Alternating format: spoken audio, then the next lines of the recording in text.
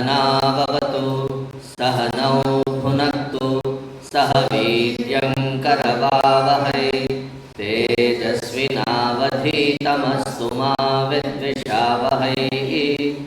ॐ शान्ति शान्ति शान्तिः। गुरुर्ब्रह्मा गुरुर्विष्णुः गुरुर्देवो महेश्वरः गुरुरेव परं ब्रह्म तस्मै श्री गुरवे नमः। तस्मै श्री गुरवे नमः। सदाशिवसमारम्भां शङ्कराचार्यमध्यमाम् अस्मदाचार्यपर्यन्तां वन्दे गुरुपरम्परां। वन्दे गुरुपरम्पराम्।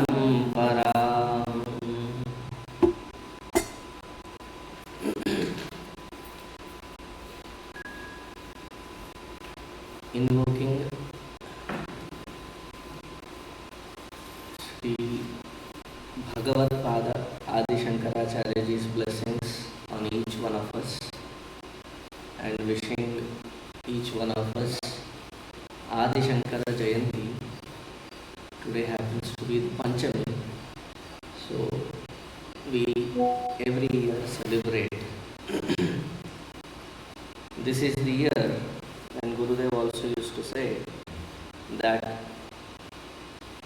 the Upanayana should be performed. Usually Upanayana is done after evaluating a lot of Jataka chart, and it has to be very precise.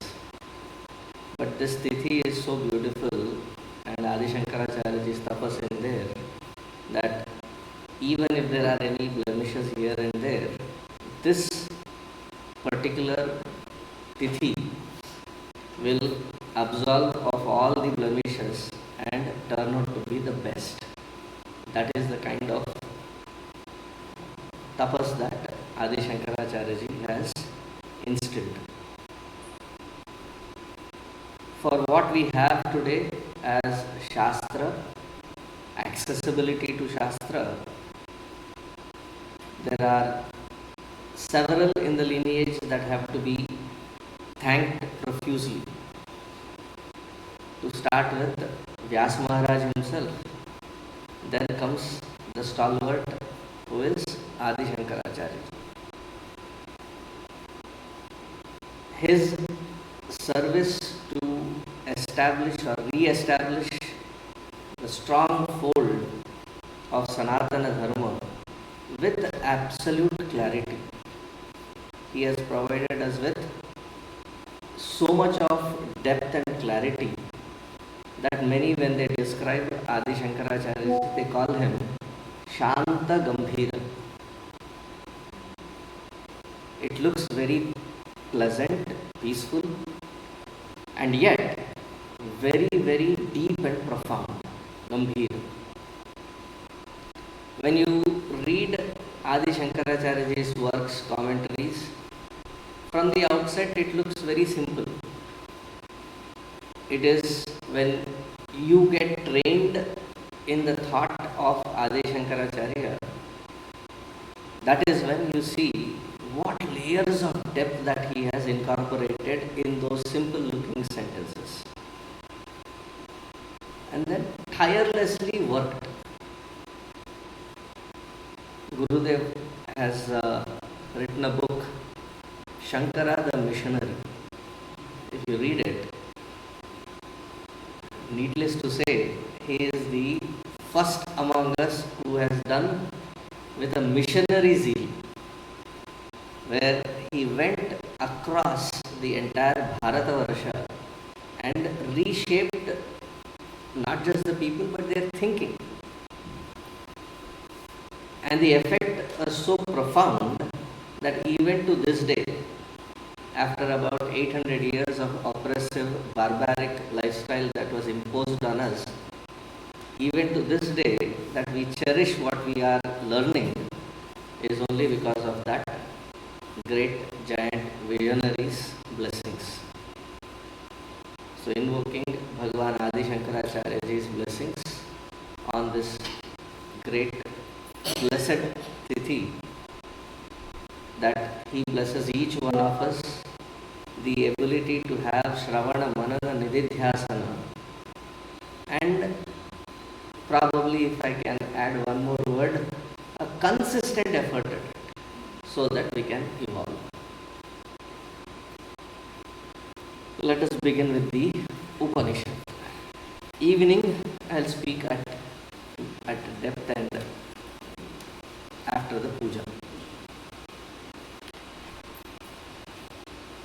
Om Purnamadah Purnamidam Purnat Purnamudachyate Purnasya Purnamadaya Purnamevavasishyate. Om Shanti Shanti Shanti. Yesterday we started the new thought pattern where we read Andham tamah pravishanti ye asambhutim upasate tato bhuyayivate tamah yau sambhutyagam rataha. Asambhuti, that Parabrahma Paramatma who is unmanifest. The Nirguna Nirakara. Now, Nirguna Nirakara, we try attempting at, because intellectually there is a little, I'm searching for the word, adamant nature to superimpose the subtlety of the intellect and the ego associated with it, that whatever I do as a process, it should be the best of the best of the best. And the scripture glorifies the Nirguna Upasana. But it also adds a caveat which falls on the deaf ears. The caveat that it adds is you are not qualified to directly attempt at the Nirguna Nirakara because we are so deeply embedded in Saguna Sakara. Saguna Sakara of not the Ishvara, Saguna Sakara of my identification with this body, mind and intellect.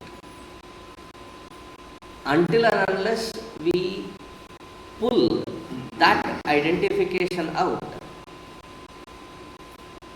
however we may meditate on the Nirguna Nirakara, we have not left the identification here. The thorough effort that has to be done to first cleanse oneself of this identification. Many of us go through a slow process. But when that Vairagya hits really purely in its own intensity, we understand that just like the band-aid, when you want to pull it off, you don't do a slow job. It has to be yanked out clean. It has to be pulled fast. Otherwise, every step of the way, moment to moment, is a torture. In the Western world, I used to give a different example. There is a process called waxing in the beauty care. That also, they don't do a simple, one step at a time. It is completely pulled aside.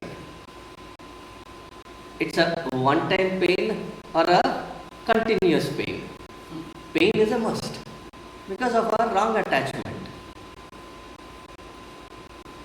Unless until that Vairagya is strong, the Upanishads in various formats insist that Vairagya is necessary.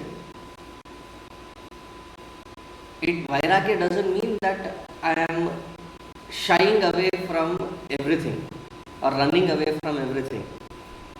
That can be an initial state wherein you are trying to assess how that Vairagya is. But in actual reality and functionality of that Vairagya, it is not running away or shying away or staying away from the things that attract. But it is while being amidst all of these, having the ability to not be impacted by it, by the presence of it or the absence of it. When that Vairagya is instilled, a seeker is born. Not until then. Yes, we may do a different kinds of things, but the seeker of truth is born. There can be different kinds of seeking. A seeker of truth is born when that Vairagya becomes completely installed. That when I see the world, I am not scared of the world, fearful of the world, that I may get distracted, I may get disappointed. You will be taking life with a complete Vairagya attitude wherein agate swagatam kuryat nirgate na nivarayet. You are not holding on to something, neither are you waiting for it to be gone. है तो है, नहीं है तो नहीं है. I am fine with it. Now such preparedness should be instilled through the attitude of karma yoga, where every single action is performed with that attitude. Second is the puja and upasana, which here it is described as the sambhuti. Sambhuti, the manifest form of that divine. That also we equate. The Shastra also uses that technology. I have given this example earlier, wherein when you go through the Satyanarayana Vrata, everybody does it after a Griha Pravesha, after a wedding at the family. Satyanarayana Katha, length and breadth of the country, they do it. Everything is fine until we reach to the story part. 5 stories with 5 different horrifying ends. And we do it because the story itself is so compelling. Like, what will happen if that story is not read? Therefore, out of sheer fear, we end up doing it. See, when we come to the divine, either it has to be through bhakti or bhaya.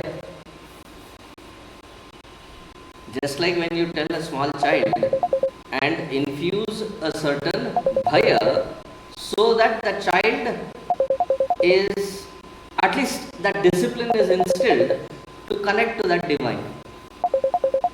Similarly, this young, immature mind, they also have to be provided a path. But that is not the end in all. After I have now a good amount of Shraddha in Bhagavan, not that I do away with those stories.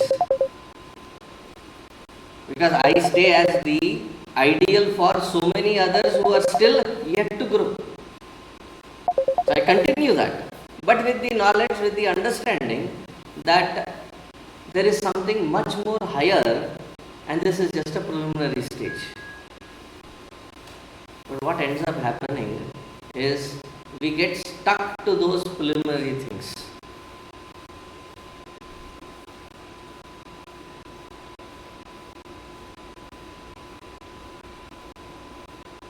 So much that we get caught up in those preliminaries and stay and call that as a seekerhood.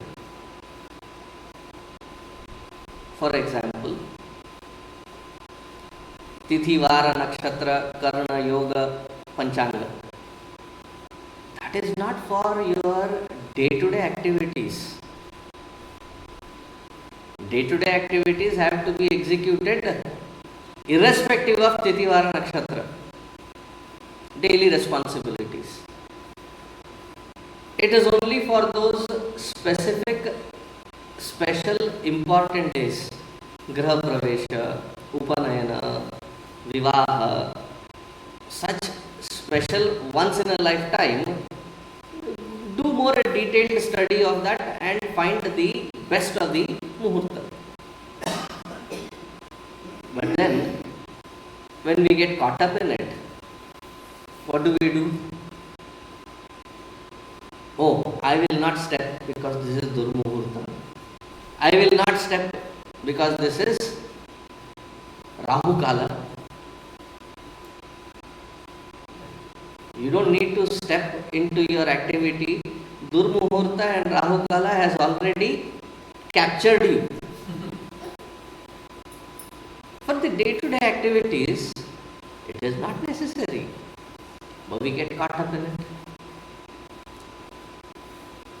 The purpose of upasana, the purpose of devotion unto a form is so that my mind is elevated, gets closer to the formless.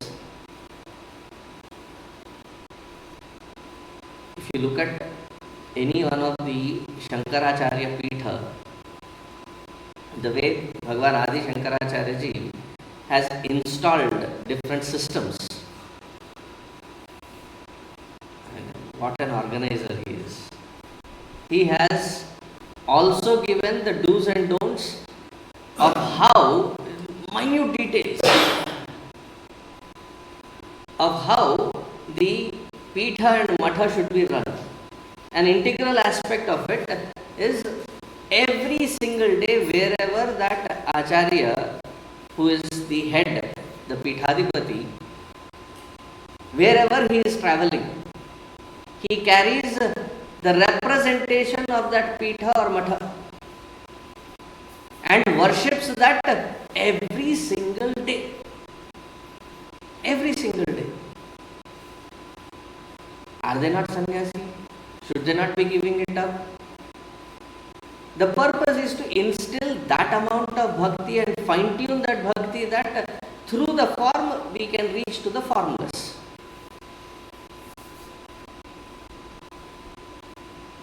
But then we get caught up in the form.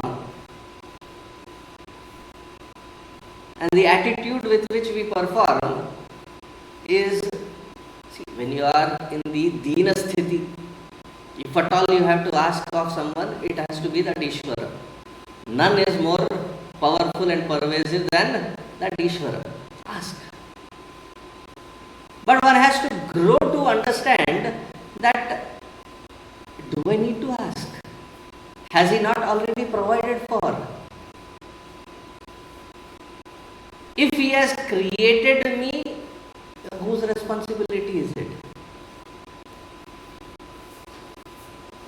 You give birth to children and until they settle, whatever is the definition of that settling is in your mind and understanding, until they reach to that settling status, if you were to take away from your attention from that child, the society will tell you, isn't it? Go focus on your child, their well-being. Do you think that Ishvara is that irresponsible? Which means I have not understood that Ishvara.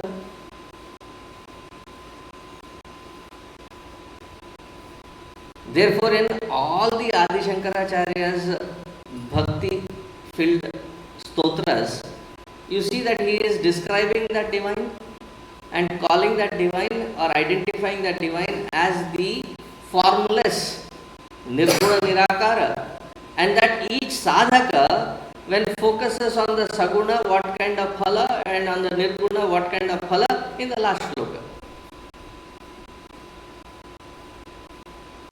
Sometimes he starts with the nirguna nirakara.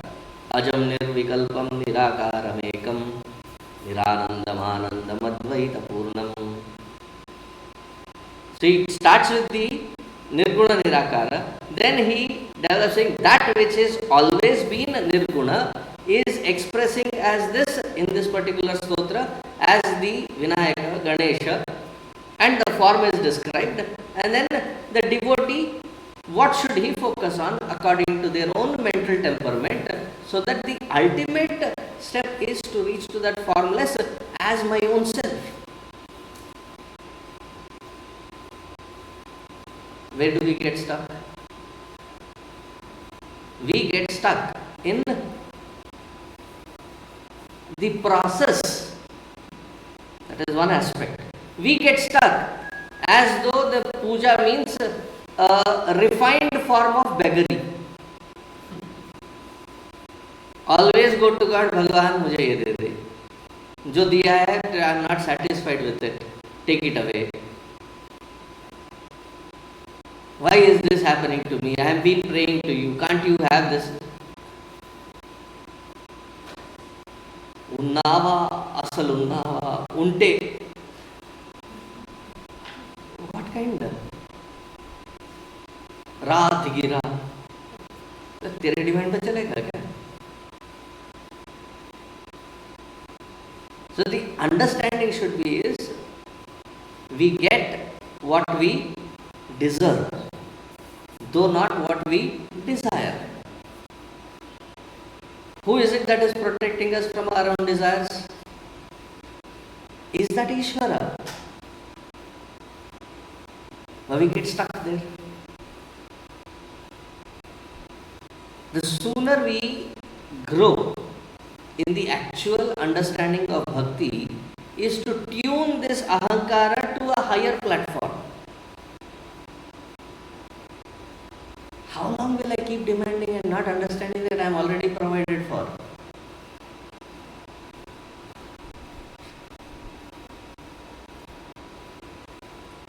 Now once that is understood, then the actual form of bhakti is instilled in our hearts.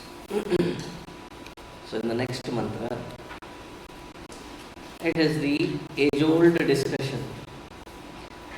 Anyadevahu sambhavat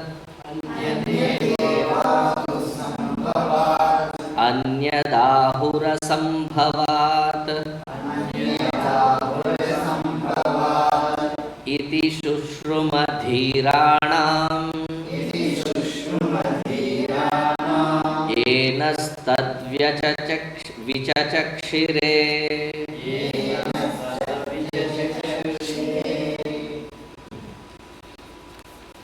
The age-old description.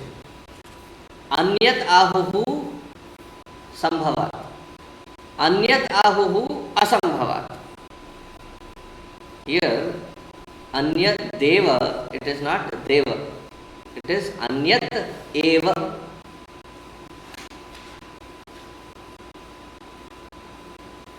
Anyat, that this path of devotion is different, path of jnana is different. Now start with dishum. We need a reason to keep fighting.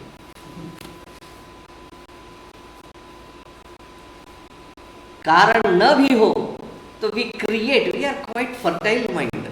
We create a situation to keep arguing and fighting. And now the fight is between the Nirguna Nirakara Upasana or the Saguna Sakara Upasana, Jnana Marga or the Bhakti Marga.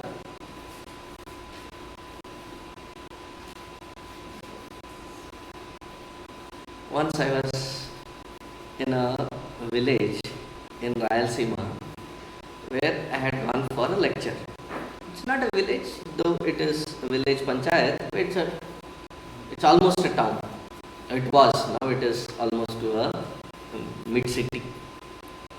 So when I had gone there, in a temple they had organized. There were few pandits in that. They also attended. After listening, one day they stopped me after my lecture was done. Swamiji, today we need to decide. We need to understand this. Is Nirguna Nirakara better or Saguna Sakara better? So even before I could think of answering, they had their own arguments. One side, second side, they were arguing. The pujari was also there. It was a Shivalaya. The pujari was also there. After about 5-10 minutes of this continuous, he got up and they insisted that he also sit and he also participate. And in his innocence, he said, Dekho bhai, I will bring my Saguna Sakara, you bring your Nirguna Nirakara. I will bang that on my Saguna Sakara on your head and you bang your Nirguna Nirakara on my head. Whoever survives is the winner. This eternal fight seems to be continuing where the Upanishads also mention. There's the confusion. Every bhakta has risen to understand that that which I am worshipping is that eternal, primordial, supreme alone. Without that, they know it is incomplete. Yesterday I had given the example of Mirabai. Her life is Vichitra.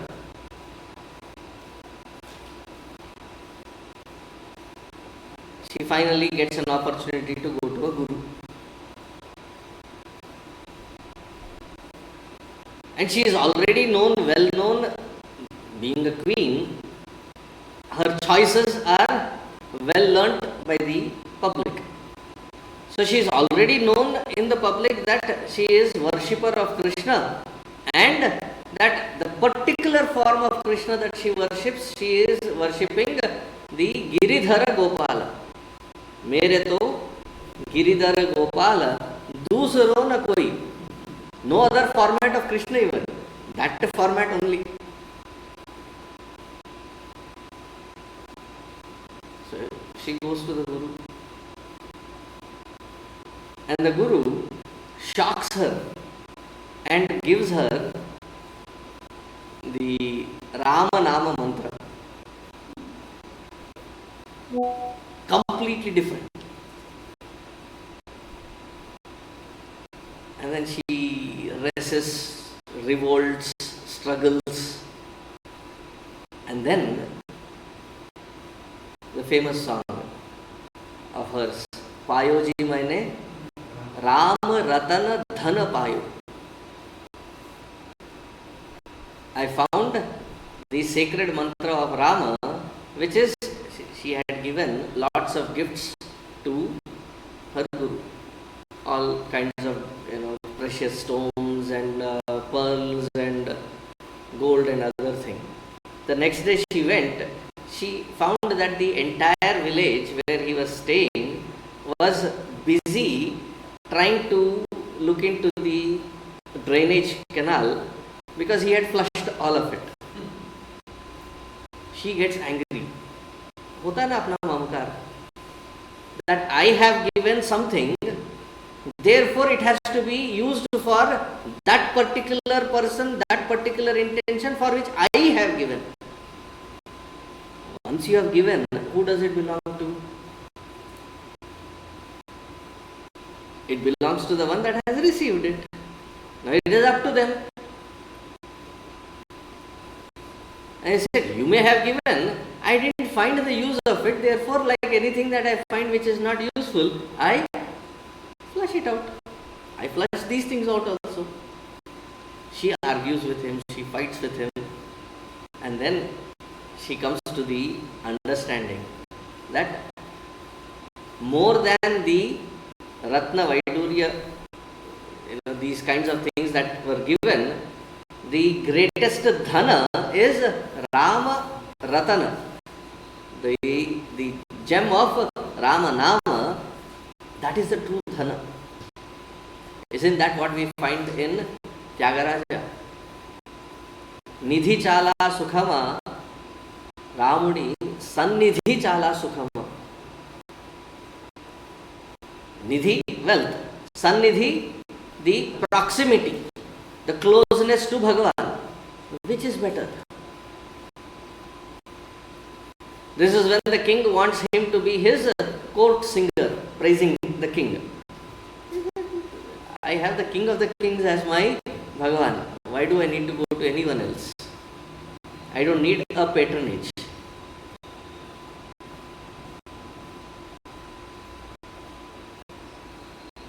All their kritis say that bhava, the fine attunement in bhakti towards Bhagavan. Having reached there, what is the next step in their kritis that we find?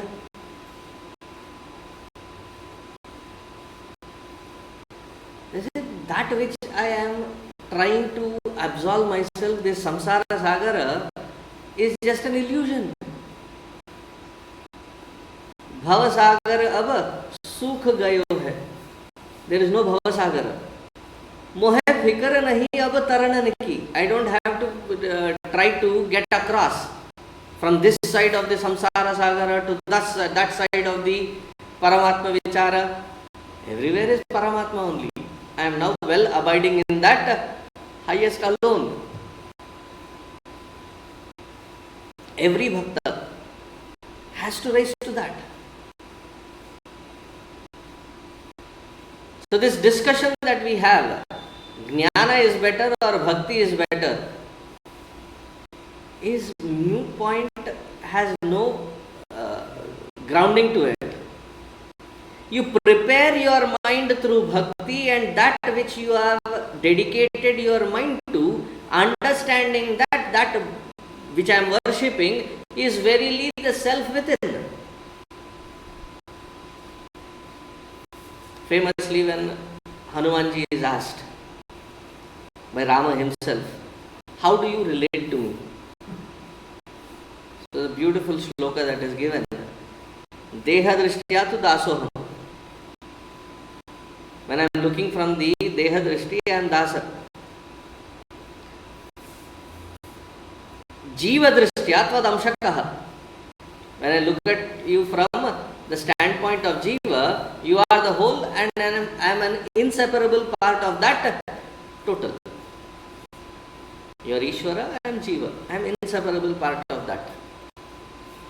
Atma drishtya, when I look at it from the standpoint of self, tavaivaham, you alone are me, the self. Iti me nishchitamati. This is my firm conviction. Now, where am I abiding in? Is it not at the physical level? Identified completely as this self and as this body and nothing else beyond that? So, where should my sadhana begin?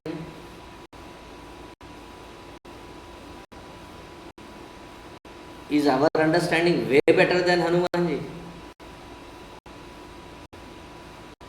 He is so clearly stating.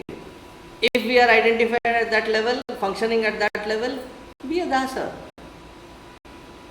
Slowly you will evolve to understand that you are a part of that alone. Then come to realize that I and him are not too different. It is the same. That is called Advaita. But then we make a distinction in each one of them and stop there and say now Dvaita or Vishishtadvaita or Advaita, which is greater? It's almost like saying first grade, a child in first grade and a child in 10th grade. Who is greater? Many of you would jump into the answer concluding saying that the 10th grader is better. It's a wrong comparison. At that stage, that particular kid in that first grade is good. At that stage where the 10th grader is, the 10th grader is good. Between them, they are not comparables. And they are not something as a separate, exclusive path. It is the path wherein that is the first step. Then comes the second step. Then merge into the last one. How beautifully put in that shloka. And then we go into the other confusion. My God better than your God. Oh my God. Is Shiva better than Vishnu? Vishnu better than Shiva. Shivaya Vishnu Rupaya Shiva Rupaya Vishnave. Shiva is verily that form of Vishnu, Vishnu is verily the form of Shiva. The wrong understanding of the Puranic literature, we end up getting caught up, where each Purana says that that particular form of Devi or Devata is the highest, but is not in comparison with the other Devi Devatas saying that they are any less. It is only out of love. When a child claims, my mommy the best, actually, good, better, best. It is a comparative standpoint.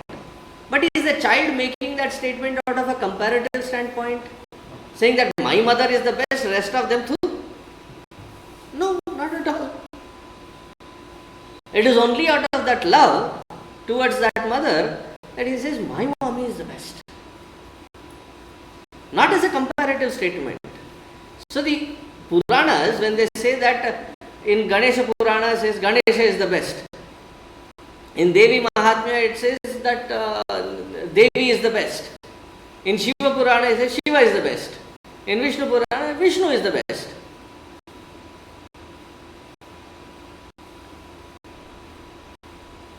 It is not a comparative statement. It would be a foolish understanding saying that they are already comparing it. So the confusion begins there. And from what standpoint are they talking? They are saying it from the utmost devotion of a devoted mind. They have to but see that particular form of divine as nothing but the best. Not as a comparative statement.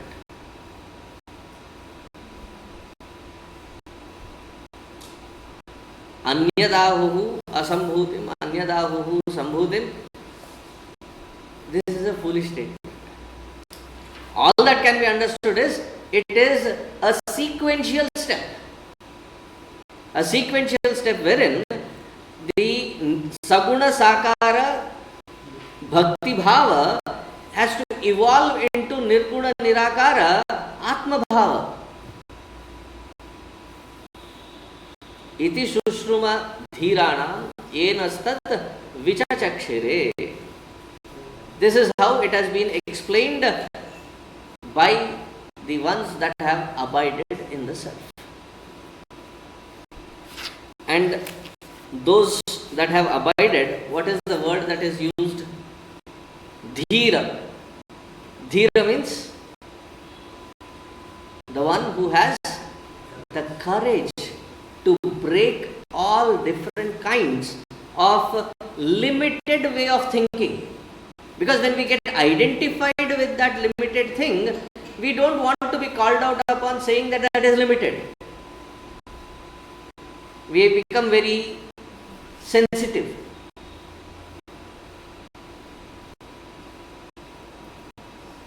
We don't have to be sensitive. We have to be sincere. There is a huge difference. Sensitivity is a disease. Sincerity is an uplifting process. Why do I call sensitivity as a disease? Because you have already claimed it as a disease. Sensodyne. What is the advertising tagline? For sensitive teeth. So does it desensitize it? No. Sensitivity is an abnormality. Our life is not to become sensitive. Then we become chewy mui. Touch me not. For everything that happens, I am very sensitive. You are still identified there.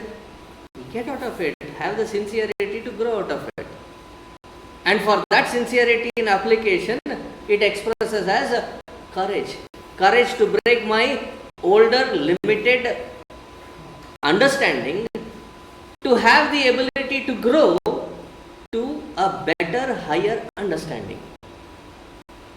Iti Sushruma Dhiranam, they have Vichachakshire, they have explained it in detail that yes, it is a necessary part, this is a necessary part of the path, therefore you go through it and then gain to the higher.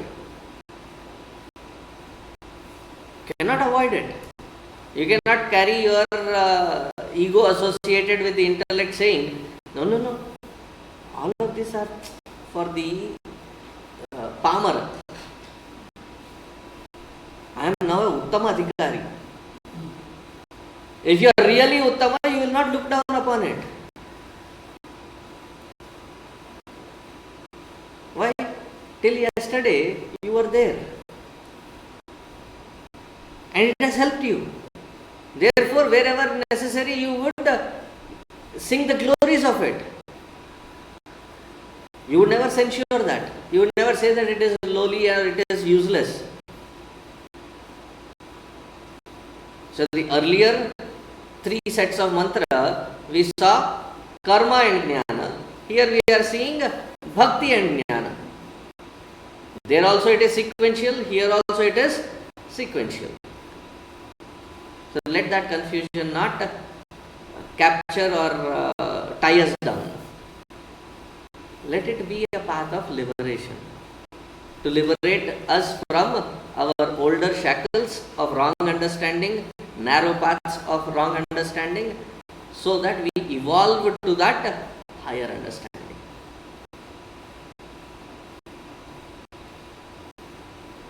Somehow I said narrow path and suddenly my mind goes to Rabindranath Tagore's poem where he says, where the mind is without fear and head is held high.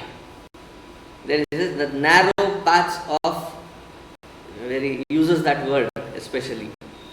How beautiful he has portrayed it in this. We get shackled by our own convictions. So therefore to be a Shishya is not an easy job. It's a very frustrating job. Because we assume that मेरे को सब मालूम है.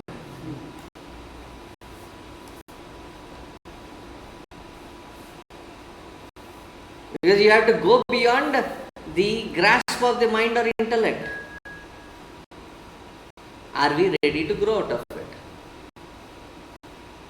Is that intellect prepared and ready so that it can jump the final leap?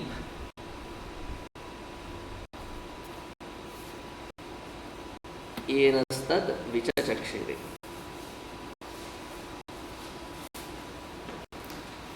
So far it was not confusing. Now wait for the confusion. The third shloka of this sequence, the 14th one, page 138. Sambhutim cha vinasham cha yastadvedo bhayagansah vinashena mrityum tirtva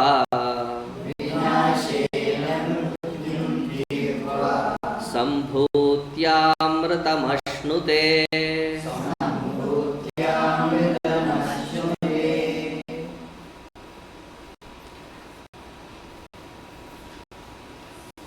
A little note on the Sanskritam standpoint. I have been revisiting this again and again and again in various platforms, whether it is in Bhagavad Gita or here or wherever possible. Whenever the Anuswara occurs in a sentence, the Anuswara's pronunciation is decided by the next syllable that it is followed with. So when it is written Sambhutim, when you read it as a separate word after the Sandhi Vicheda, it is Sambhutim. But what is Sambhutim followed by? Cha. Cha, cha, ja, ja. So the pronunciation of that nasal sound should be Sambhutim Chavina. Chancha. It has to be that uncha, not uncha. Refinement of pronunciation. Mrityun tirtva. It is not mrityum, because what is the next word, next letter? Tatha dadha mrityun tirtva. Just make a note, because we read Sanskritam according to our local dialects, Tamil, Telugu, Hindi, but it is Sanskritam, well refined, so it has to be pronounced as it is. Let's come back to the mantra. Sambhutincha vinashancha yastad vedo ubhayagam saha. Both of these have to be understood. Up until now, the mantra, the Rishi was saying Sambhuti and Asambhuti. Suddenly he says that which you are calling as Asambhuti as Sambhuti, and that which you have called as Sambhuti as Vinasha. This transition has to be understood, otherwise we will be left confused.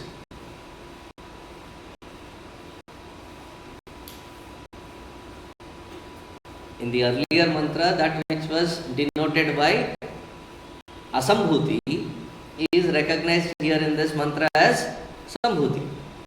That which is recognized as Sambhuti in the earlier mantra is recognized here as Asambhuti. Why that sudden shift of vocabulary with a complete change of meaning? It has to be.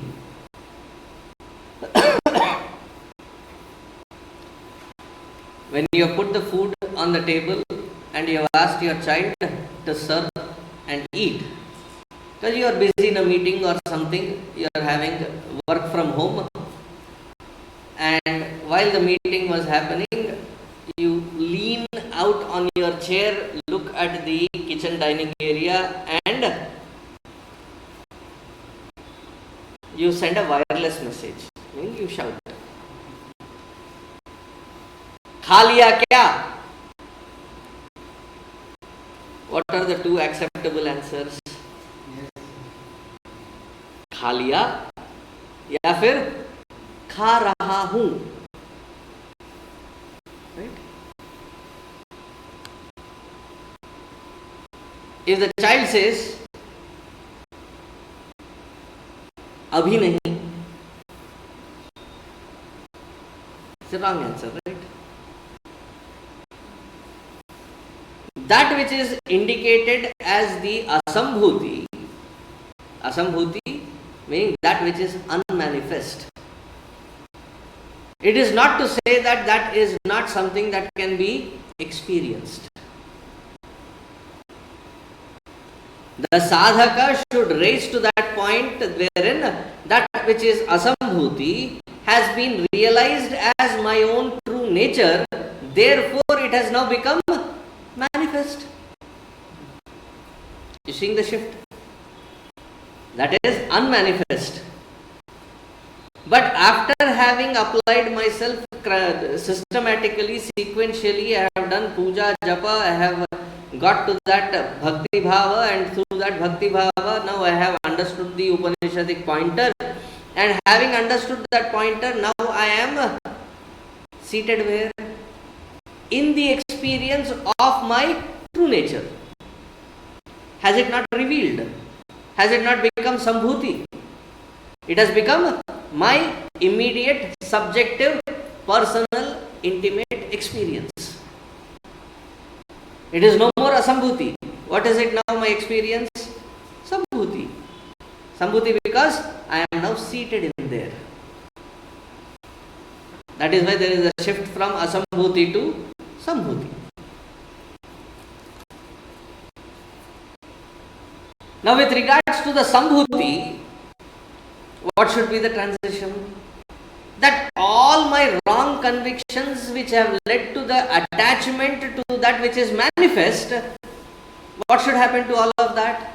those wrong convictions and wrong understanding, attachments, it has to be vinasham. That attachment has to be completely destroyed. Therefore, with regards to Sambhuti, the status is vinasha. That my attachment is not there anymore. It's the most beautiful transition of a sadhaka's life that can be depicted in a most subtle way. That which I called as असंभूति मैं पहुंच ही नहीं गया, पता भी चल गया. So it is not a sense of feeling or a sense of understanding. It is the very experience of my true nature. Aparoksha anubhuti. It is not paroksha. It is not pratyaksha. It is aparoksha. That aparokshatva of this experience is being put in the word sambhuti. That I am here now, this tattva. And in surprise, somebody asks, how did you reach there? Vinashancha. All the wrong convictions and attachments have been destroyed. Destroyed with regards to who? That which was Sambhuti. Sambhuti of the earlier mantra. All that which is manifest, I had a wrong conviction and attachment to it, thinking that will bring me sense of joy, security and contentment. That has been destroyed.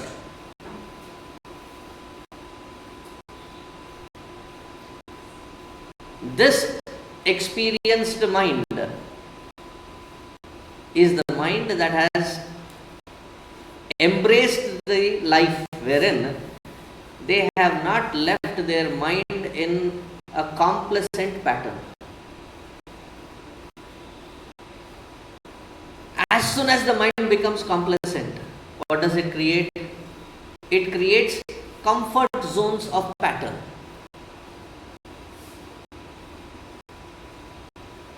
It is very difficult to bring the mind to wake up early, create a routine where you sit down, do your puja, upasana, exercise, another difficult task. We know what we have to do. And yet, where are we? Neither there is a control or a discipline on the eating habit, nor there is a discipline about the exercise pattern.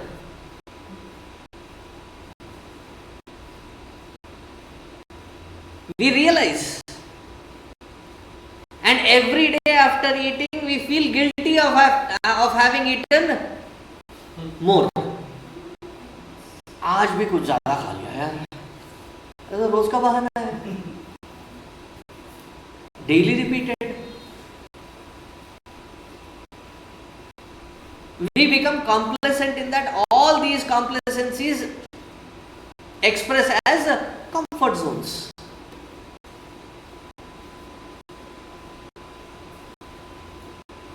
Therefore, a sannyasi has been told, Charaiveti, Charaiveti.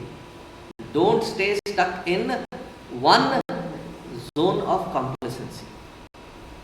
The moment you become comfortable there, move on.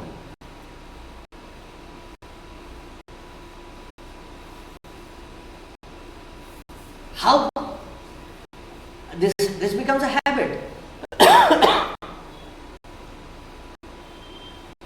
Early morning, why is your face like a sunflower in the evening? Like, drooped down. Yeah, coffee nahi mila aaj. One hot water boiled and spoiled to be called as coffee can disturb our pattern.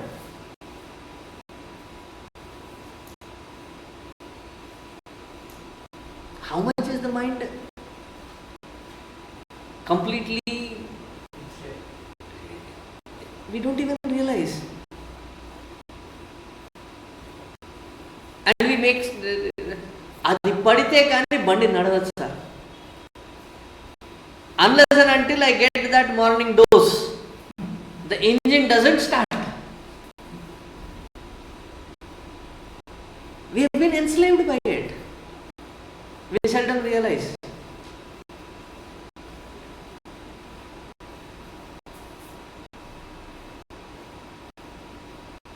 The comfort wherever our mind settles in,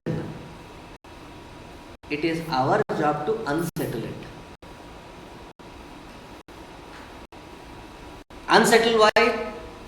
Before it takes a pattern to enslave me, the attachment takes over, it is my job to destroy it.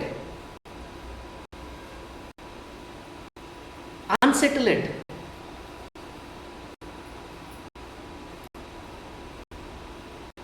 Because it takes deep roots. And for each deep rooted this vasana, I will have to take that many births to undo it.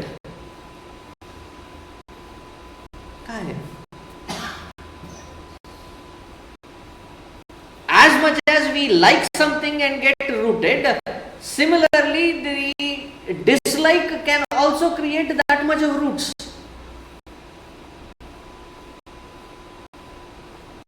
Therefore they say, neither have a like, neither have dvesha.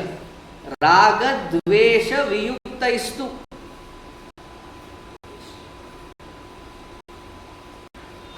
The opposite of raga is not viraga. Opposite of raga is dvesha. Raga means attachment. Dvesha is dislike. The attachment born out of like. Similarly, we are attached born out of dislike. I don't like the person. I don't like the person's behavior. I am not talking just about vastu. Different kinds of vastu, that we don't like people, we don't like things, we don't like environments, we don't like.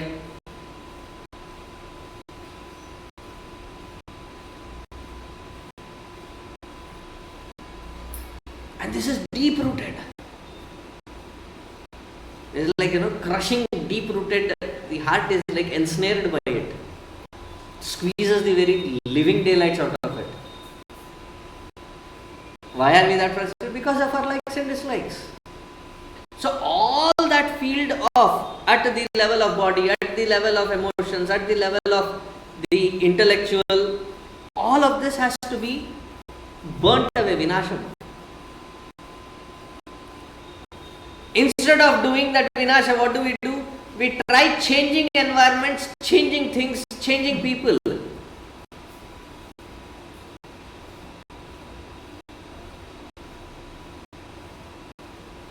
It is to reach to that detachment, reach to that vairagya in the very presence. That which I dislike, that which I like, it may be there abundantly available. How unshaken is my mind while going through it?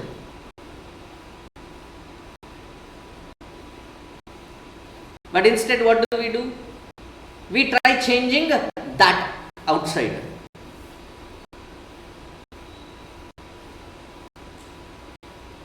The doctor, the eye specialist doesn't change the world. He changes our vision. Are we ready to change our vision? Sambhutim cha vinasham cha yastad vedo bhayagam saha vinashena mrityum tirtva. So beautiful. By destroying these attachments towards our likes and dislikes, that which limits us, that which holds us, that which is shackling us, binding us, that has been destroyed. Mrityum tirtva.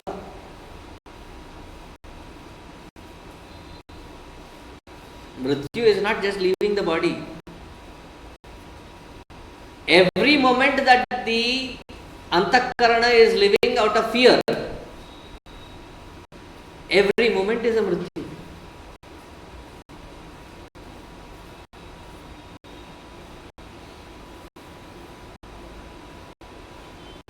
Tvayat bhayam bhavati.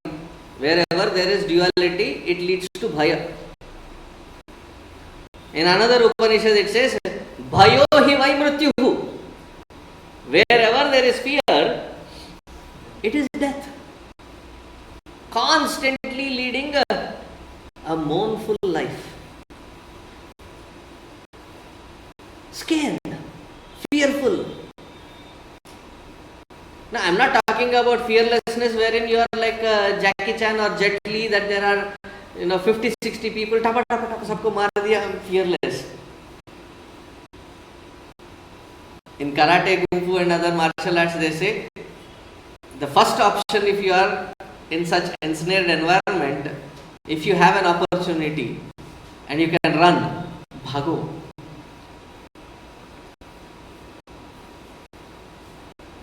That is also an expression of fearlessness. Unnecessarily beating up, that is not fearlessness. Fearlessness meaning that which I was attached to cannot create a layer of disturbance in me, any sense of agitation in me by its presence or absence.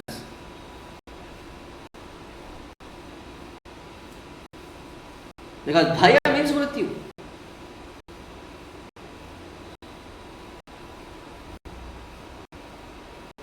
Bhaya of old age, bhaya of change, bhaya of lack of job security, bhaya of loneliness. What would I do if I live a long life and there is nobody to support?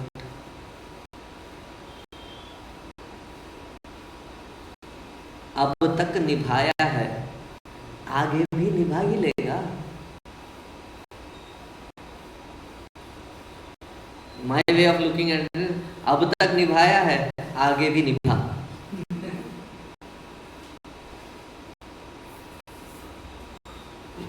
This job, he will do it. विनाशेन मृत्युम तीर्त्वा संभूत्याम अमृतम अश्नुते. With that direct experience, I come to realize that I am that which never had death. I am that immortal, blissful self, that which I already always have been. We'll stop here and continue tomorrow. Om Purnamadaha Purnamidam Purnat Purnamadachyate Purnasya Purnamadaya Purnamevavasishyate. Om Shanti Shanti Shanti. Hari Om. Shri Gurubhyo Namaha. Hari Om.